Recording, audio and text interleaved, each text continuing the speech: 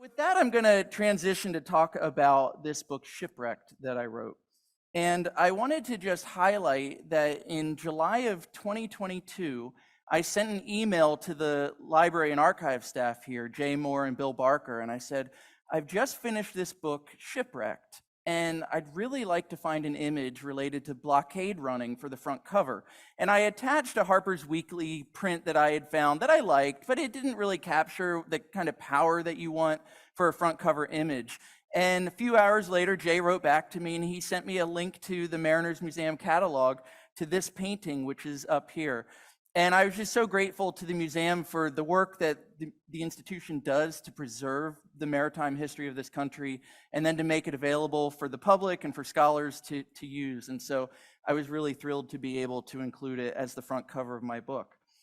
Now, to start off, I actually have to take us way back. And I'm going to take us all the way to 1787. The US Constitution included three provisions that had to do with slavery. None of them used the word slave or slavery, but everyone knew that they had to do with the institution of slavery. And one of those three provisions is known as the non-importation clause.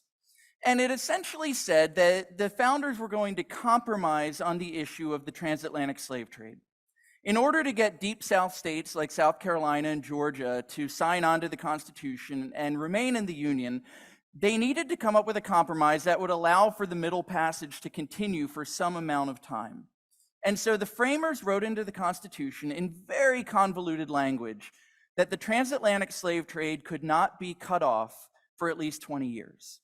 But if Congress wanted to, they could then cut it off. And in the summer of 1807, Congress passed a law banning the transatlantic slave trade, and Thomas Jefferson signed it. The reality is most Americans, even pro-slavery Americans, even if they were in favor of slavery, recognized that the Middle Passage was horrifically evil and were willing to sign off on a law to end it. So effective January 1st, 1808, the transatlantic slave trade is now illegal because of the signature of Thomas Jefferson. But just because something's illegal doesn't mean that people stop doing it. And so Americans continued to participate in the slave trade. And so in 1820, Congress passed a new law declaring that slave trading would now be piracy, meaning that you could be executed for participating in this commerce. But again, slave trading continues, and Americans, and believe it or not, many of them were Northerners and from New England, were participating in the slave trade for the next 40 years, all the way up to the Civil War.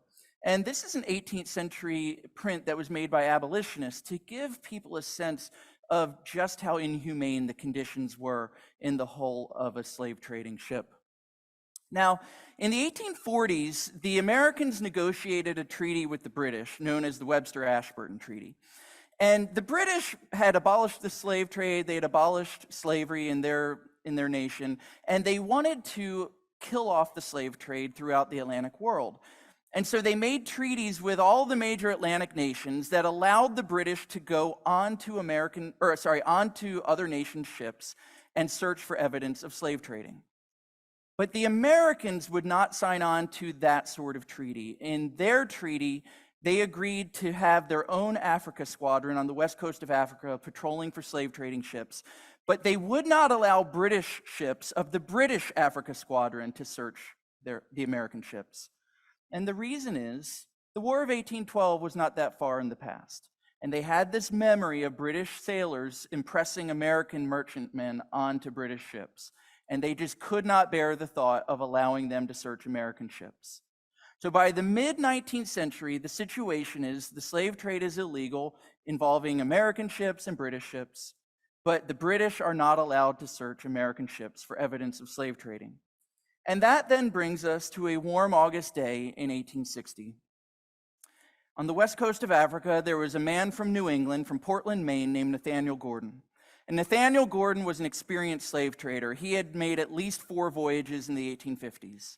And on this particular day, in August of 1860, he was aboard his ship, the Erie, and he loaded 897 Africans onto his ship.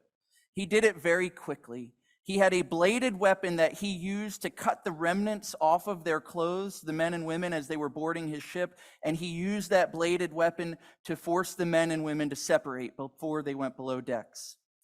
Out of the 897 human beings put below decks, most of them were women and children. Some were as young as 6 months old. None appeared to be older than 40. And so Nathaniel Gordon is going after the weakest of the weak.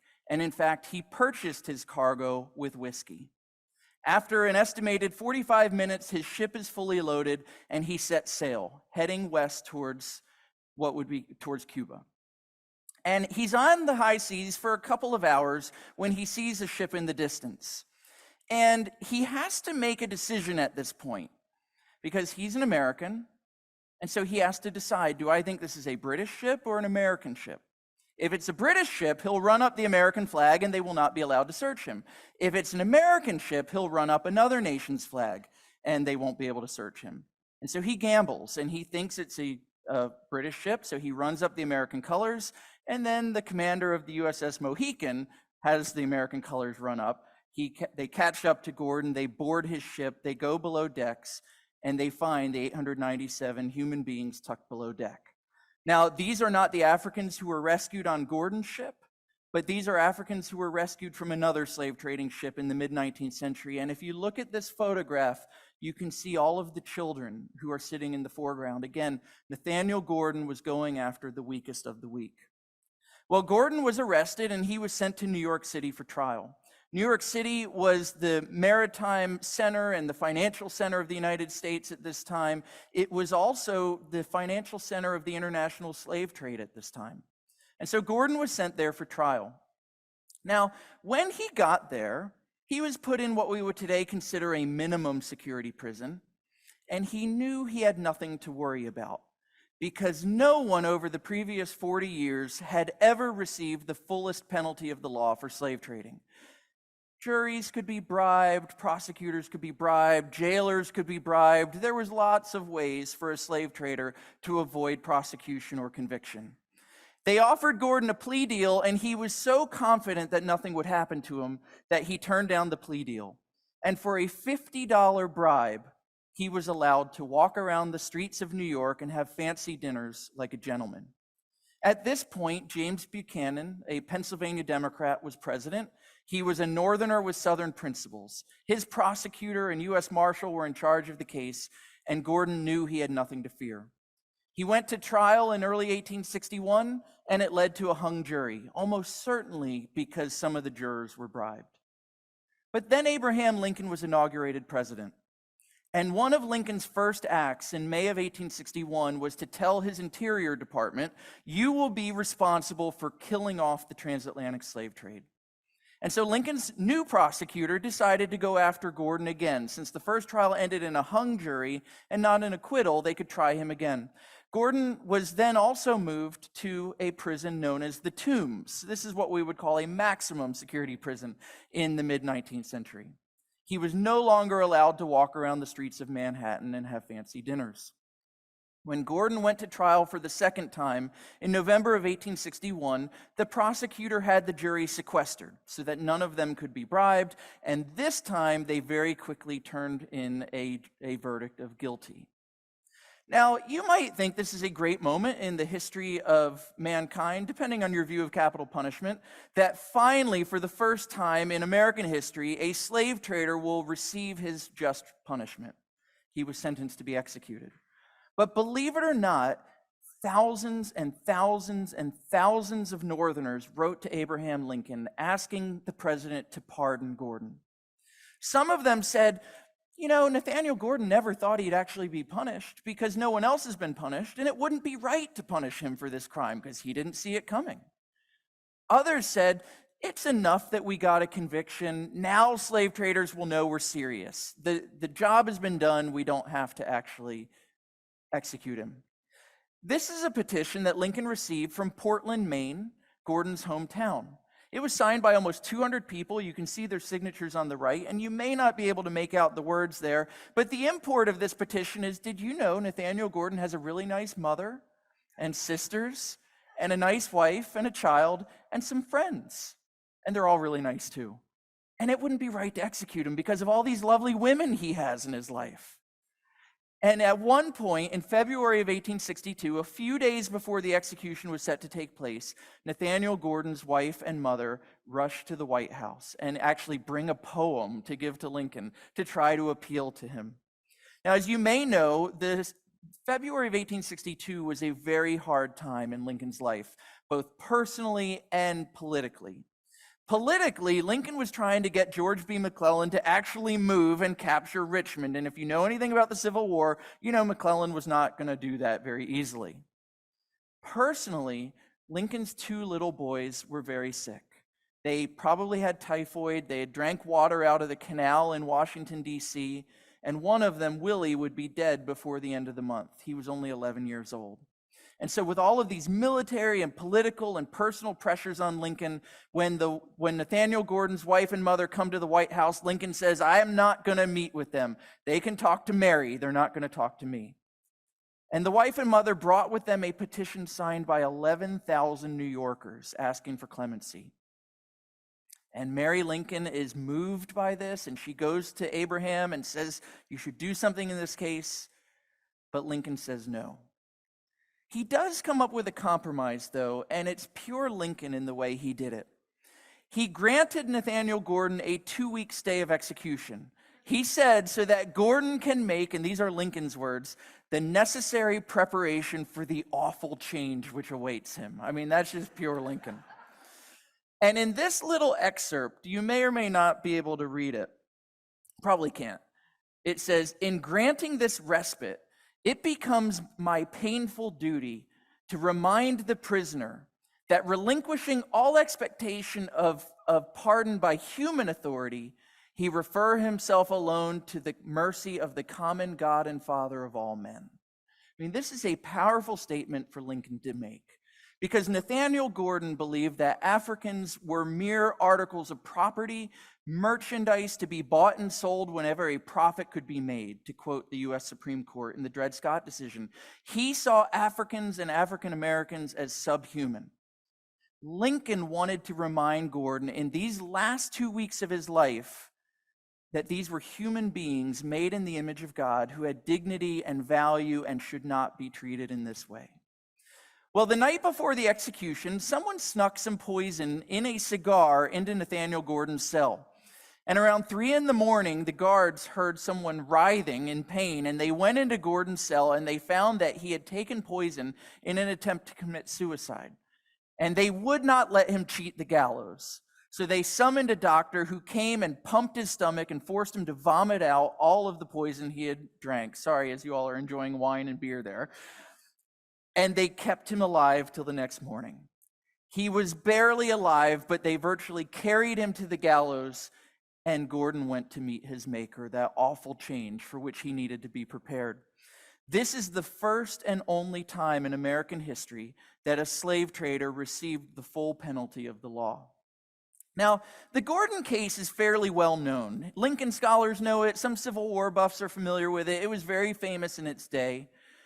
And I decided around 2014 that I wanted to write a history of the slave trade during the Civil War. And my plan was to have a chapter on Nathaniel Gordon.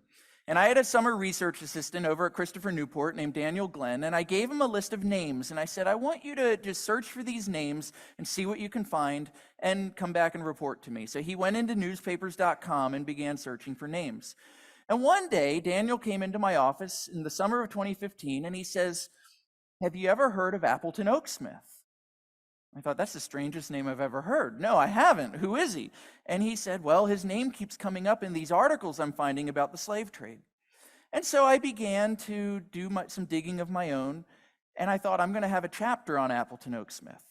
And then I did more and more digging, and I thought, this guy, he's kind of like the Forrest Gump of the Civil War, where he touches every important moment of the Civil War era, and I thought, this guy needs a book of his own.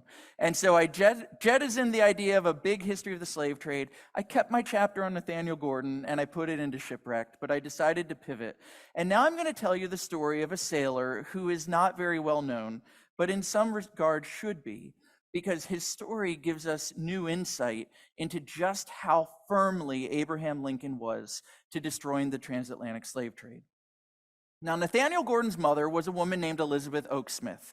Elizabeth Oaksmith was a very prominent writer in the 19th century. She was a first-wave feminist. She was a poet, lecturer, essayist, novelist, playwright. She dabbled in all sorts of writing, and she was very famous in her day. Edgar Allan Poe was a huge fan of hers, Horace Greeley, Henry Wadsworth Longfellow. All of these great writers admired her and traveled in her circles. And I am convinced that the story I'm about to tell you, if it had not taken place, we would all know who Elizabeth Oaksmith was in the same way that we know who Susan B. Anthony or Elizabeth Cady Stanton are. Now, when Elizabeth Oaksmith was 16 years old, her mother married her off to a journalist named Seba Smith. And my sense is that their marriage was happy at the beginning. She was 16, he was in his early 30s. But over time, he became something of a loafer, and he didn't really support the family, and she had to support the family with her writing. And by the mid-1840s into the 1850s and then beyond, she really grew to resent her husband. And after he died, she wrote a memoir about her life, and in her memoir, she was merciless in her treatment of him. And she even referred to their wedding day and how she was defrauded of her girlhood by being forced to marry a man who was very bald. Now, I'm just going to pause for a moment here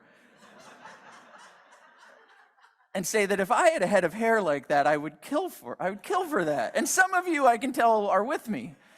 And that photo was taken in 1860, 25 years after their wedding day. So her memory of his hairline might not have been accurate. At any rate, Seba Smith was also a prominent writer in the 1830s. And he created a figure known as Jack Downing, who was this fictional advisor who would travel to Washington, D.C. and give Andrew Jackson advice. And everyone in America in the 1830s loved the Jack Downing stories. It didn't matter if you were a Whig or a Democrat. So Democrats like Andrew Jackson loved these stories, and Whigs like Henry Clay or Abraham Lincoln, who was in his 20s at this point, loved these stories. And so Appleton Oaksmith is born into this very prominent literary family.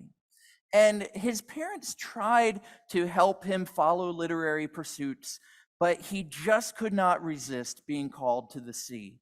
When he was 16 years old, he made his first major voyage traveling to China on a merchant ship. In the late 1840s, as their marriage was crumbling, Elizabeth would go to literary soirees in New York City where she would hobnob with very famous people. Some of them were hosted by this woman, Anne Lynch. And because the marriage was crumbling, Seba would not accompany his wife. And so Elizabeth would take her oldest sons, and Appleton would go with her. And I think that Appleton fell in love with Anne Lynch, and things fell apart. And we'll never know for sure, but his journal refers to falling in love with a woman named L, and that's her initial, and that things fell apart and he had to get out of New York. And so he got onto a boat and he headed around the coast of South America to San Francisco. And when he got to San Francisco, he thought that's where he would spend the rest of his life. But he got there, and you may or may not know, but San Francisco during the gold rush was actually full of crime. There was an intense amount of crime and a lot of arson, and the city was being burned to the ground time and time again. And so a local group of citizens set themselves up, calling themselves the San Francisco Vigilance Committee. And they basically went around with guns, and they made themselves the law enforcement. They would arrest people and try them before their own courts, and on some occasions execute them. And Appleton Oaksmith became part of this Vigilance Committee, but he was a little uncomfortable with all of this extra legal jurisprudence, and he decided to resign. And so he acquired a ship of his own called the Mary Adeline, and he headed south from San Francisco, back around the coast of Latin America, down the coast, around the tip, and then up to the eastern side of South America. And as he went, he was looking for a cargo. He would stop at different ports, hoping to find a cargo that would take him back to New York City, where his family was now living. He finally finds a cargo in Rio, but it's a Portuguese firm, and they say that our cargo is not bound for New York, it's actually bound for the Congo River. Do you want it? And Appleton, needing to make money, decides to take this on. And so the Portuguese get on his ship, and they load the cargo, and he heads east across the Atlantic Ocean, and he gets to the Congo River. And before he gets to the river itself, he is approached by two British naval ships, and they are part of the British Africa Squadron. And you'll recall that under international law at this point, he does not have to allow them onto his ship, but he does. And I think this is evidence that he was not on a slave trading voyage. This is some of the evidence. I think he was not on a slave trading voyage, or at least not knowingly on one. The Portuguese may have been trying to force him into one.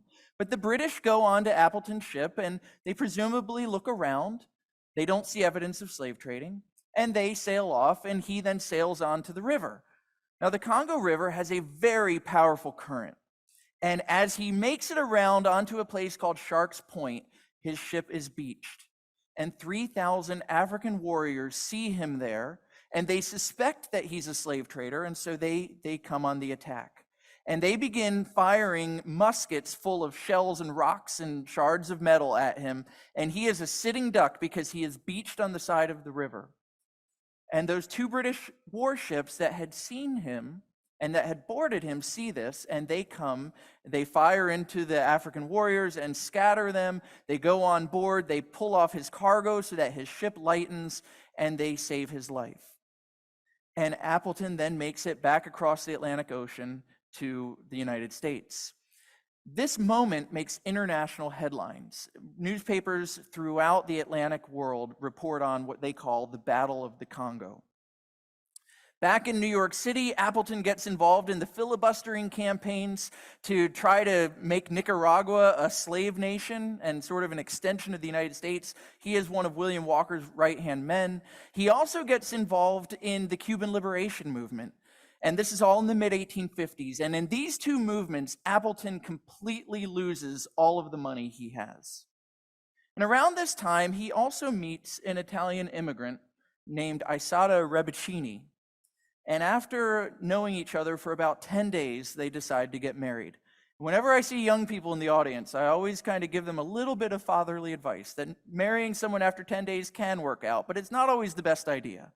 And in this case, it did not work out very well. They had a very tumultuous relationship, and it would wind up having some effects that we'll get to in a little bit. Now, by the end of the 1850s, Appleton is flat broke. His wife has a few children.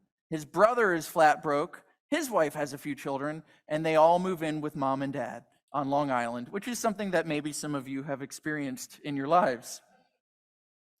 The family wants to try to figure out a way to make a living, and so they found a literary magazine called The Great Republic, but it goes nowhere.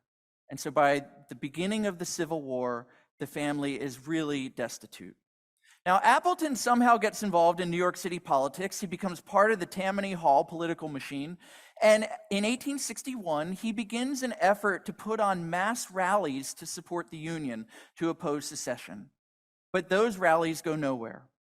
Trying to find a way to make money, he gets connected with a very wealthy man on Long Island who owns a fish oil factory. And they decide that to help supply the fish oil factory, they need to get whaling ships, and they need to go on the high seas, and they need to hunt whales. Now, if you know anything about the Civil War era, you know that the whaling industry had tanked by 1861 because petroleum had been discovered in Titusville, Pennsylvania. And with the discovery of petroleum, the whaling industry was no longer what it had been in the previous decades. And so when a guy like Appleton Oaksmith starts plying the docks of Manhattan and New Bedford, Massachusetts, saying, I want to get into the whaling business, I need to buy ships, it looks really suspicious.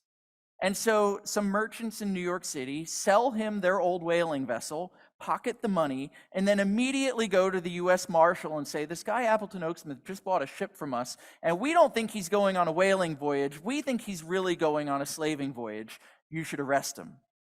And the U.S. Marshal looks into it and decides that's what he should do.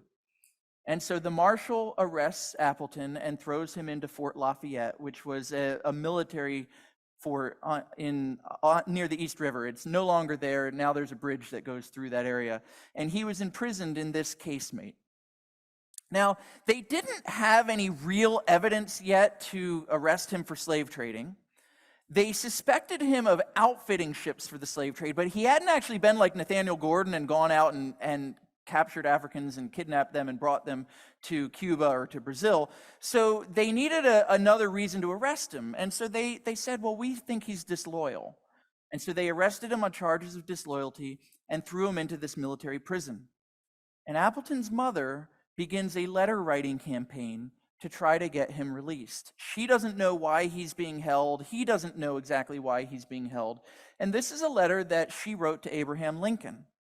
And most of Lincoln's letters are now housed at the National Archives, and they're buried in various record groups that pertain to different agencies of the federal government. The letters that really meant something to Lincoln, he kept, and they're now in his personal papers at the Library of Congress. And this letter from Elizabeth Oaksmith is in Lincoln's personal papers, which tells us that Lincoln almost certainly knew who she was and admired her. Appleton's wife also wrote to Abraham Lincoln. That one's lost in the National Archives. That one Lincoln didn't care about. And what's funny is his wife and his mother, they hated each other, the wife and the mother-in-law. They didn't get along. And this was the one time, I think, in their whole lives that they actually worked together trying to get Appleton out of jail. Their efforts went nowhere. And the prosecutor in New York was trying to figure out what to do, and he thought, well, we could try to prosecute him here, but this is before Gordon had been convicted, and they were worried that they might not get a conviction. So they transferred him up to Boston Harbor, to a place called Fort Warren, because Appleton was suspected of buying whaling ships in New Bedford. And they thought, a Boston jury, that's where we can get a conviction.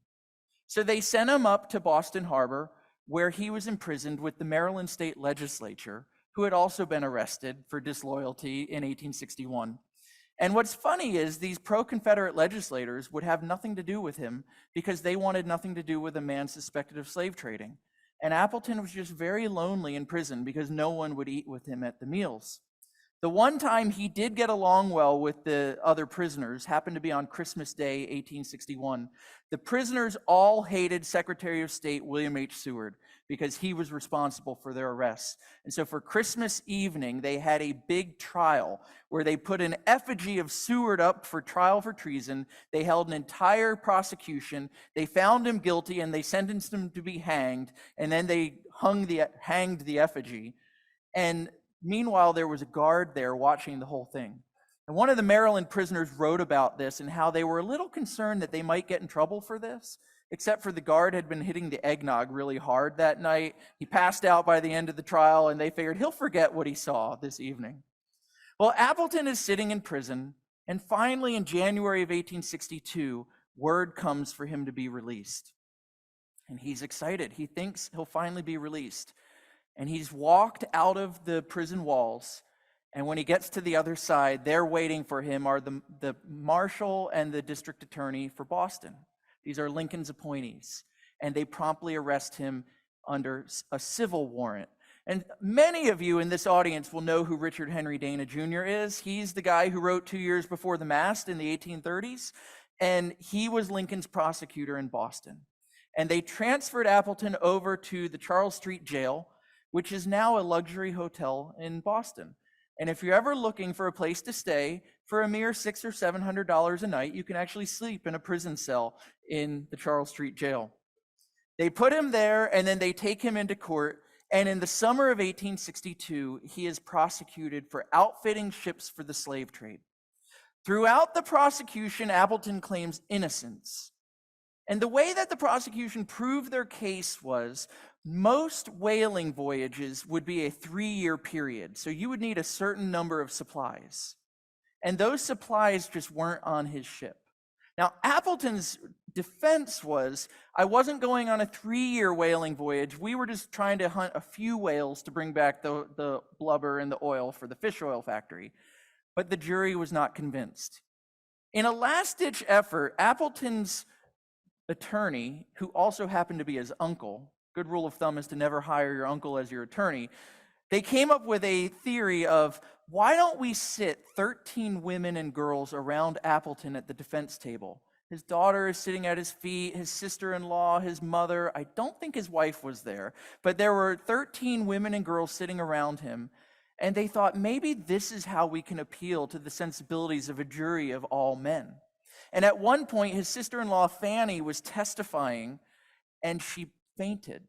And it had to be pre-staged because Appleton jumps up from the defense table, rushes to the witness stand. Before she can even hit the ground, he catches her. They call for smelling salts. They wake her up, and the jury thinks, wow, look at this. But it wasn't enough to get an acquittal. and Appleton was convicted and sent back to prison. And if you ever go to Boston, I think I figured out where Appleton's cell was, and it now happens to be in a restaurant called Clink. And so for a mere $100, you can have a really nice lunch right outside of his cell. If you go into Clink, I believe his cell was one of the first two doors on the left. So that's my table there. I've had lunch at that table twice. Well, Appleton is back in his cell at the Charles Street Jail awaiting sentencing, but he doesn't want to find out what his sentence is going to be. Now, the thing about Appleton is he came from a literary family. He was very well traveled. He'd been all over the world. He was a very interesting guy. And the guards would allow him to stay in the guard room at night, and they would swap stories. And then at night, whenever Appleton was ready to go to bed, he would just go to his cell, and a little bit later, the guards would go in and lock the door behind him. Well, on the night of September 10th, Appleton is in the guard room, which is now the lobby of the hotel, and he's talking with the guards, and a woman prisoner from another part of the prison rings the bell and asks for medicine. So the guards go and they deliver the medicine, and when they get back, Appleton's gone. So they go to his room, they look in, he appears to be in bed, they lock him in. The next morning, his breakfast is served and he doesn't eat it. A couple hours later, someone goes to the door and says, "Appleton, eat your breakfast," and he doesn't move. So they call the guards, they open up the gated door, which is there. They go in, and on his bed are clumps of clothes covered in a blanket, and he has somehow managed to escape.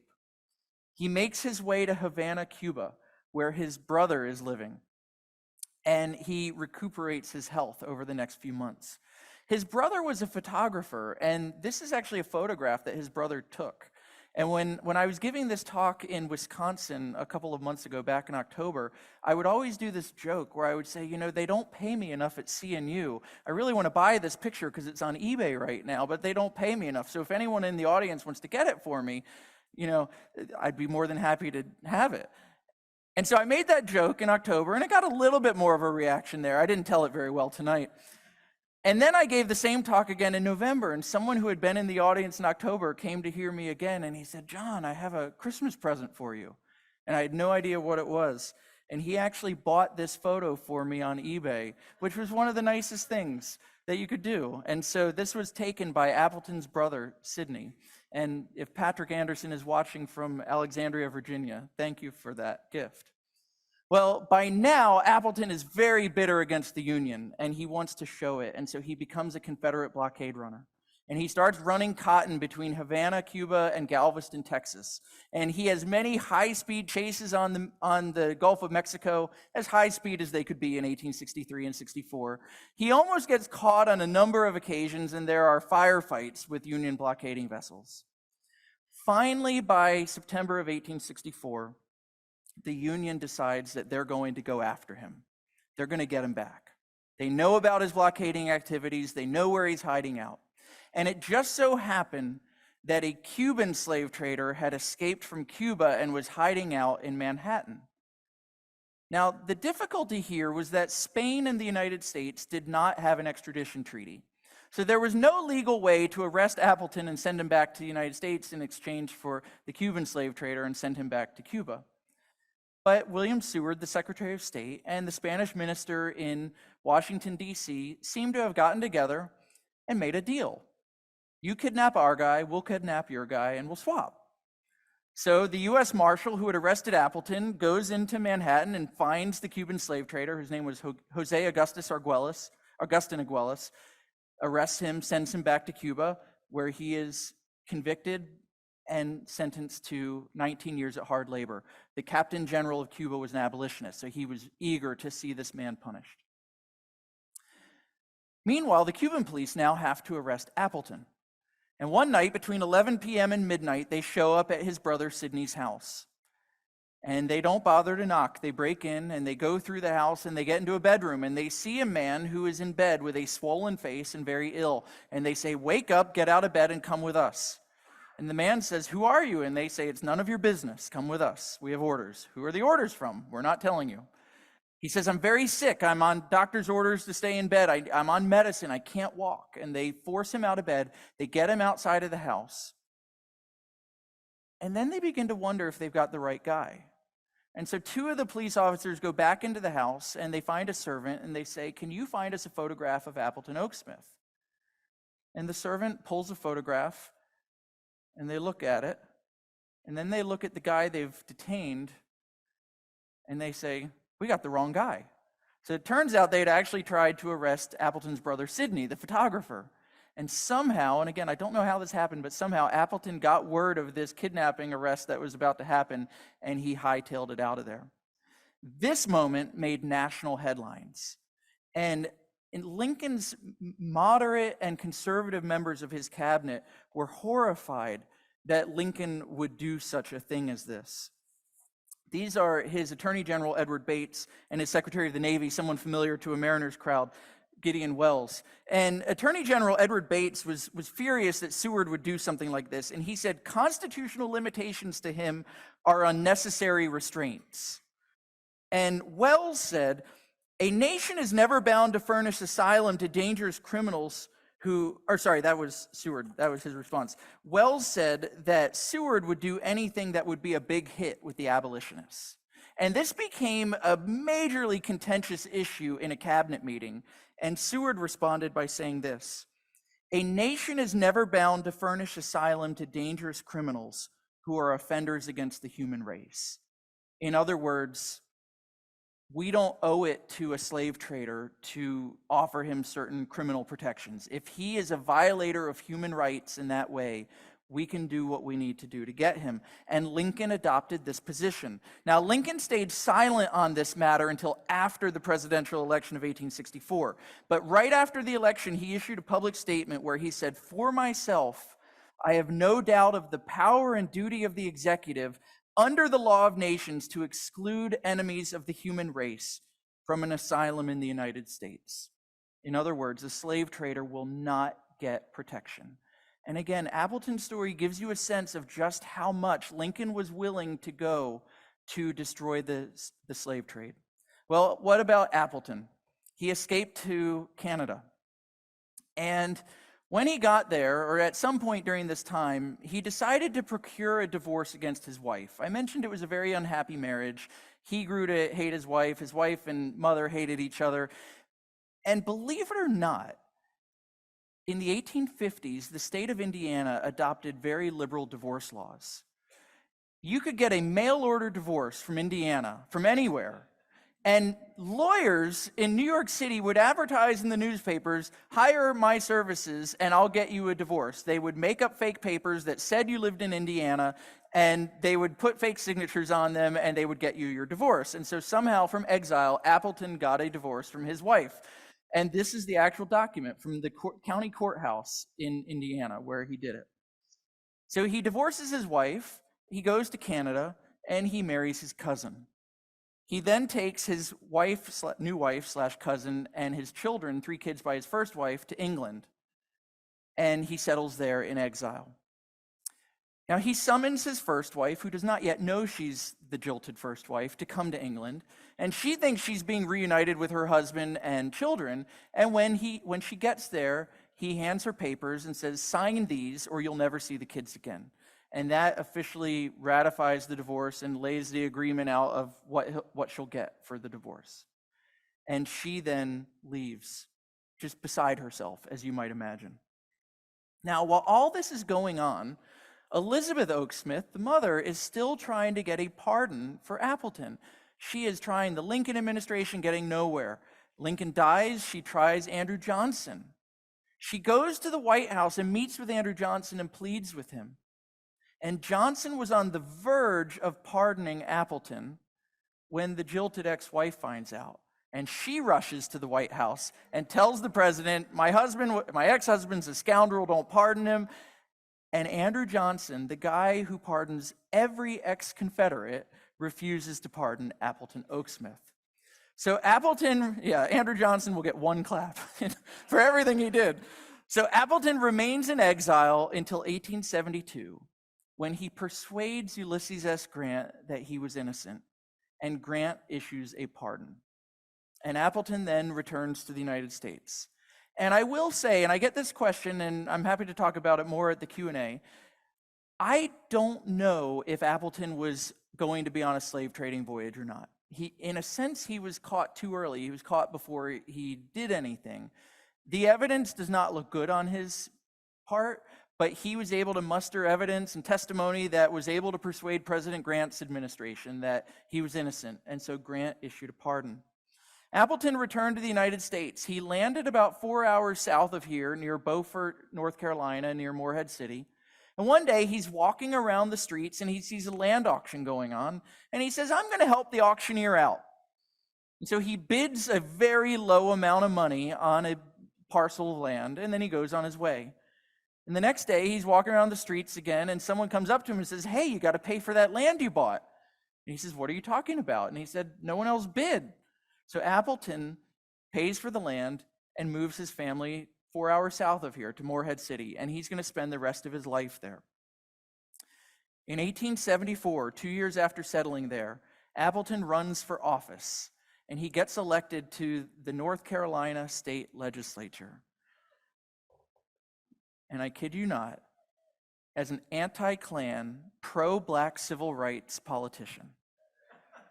I don't know how to explain that. But if you look at this picture of the legislature, let's see, there is Appleton, and he's standing elbow to elbow with a black member of the legislature right there. It was an integrated legislature during Reconstruction, and Appleton took positions in favor of black political rights. In the late 1870s, he traveled to New York City and gave a talk on the stage of the Cooper Union, sharing the stage with a man named Henry Highland Garnett, who is one of the most important black preachers, Presbyterian ministers of the mid-19th century, at an event calling for the end of slavery around the world. And I don't know how to explain this transformation, because unfortunately he never addressed it in his private correspondence. But that's where he wound up at the end of his life, a very different man than he had been early in his life. This is a story that has a lot of twists and turns, and I've just scratched the surface of the story itself. I call it Shipwrecked because at least a dozen people drown in the book. It's really, in some ways, a very depressing story, but you should still buy it and read it. Like, it's fascinating. It's just kind of a downer at times. But it's a story that I think is so important. I kind of made the joke earlier. He's like the Forrest Gump of the Civil War, because his life touched so many different periods, so many different events that are central to the American story, and they give insight into what our leaders, especially Lincoln and his cabinet, were thinking about how they would deal with an issue like the slave trade. So with that, I have no idea how long I've talked, but if it's not too long, I'm happy to stick around and take questions. Thank you so much for having me tonight.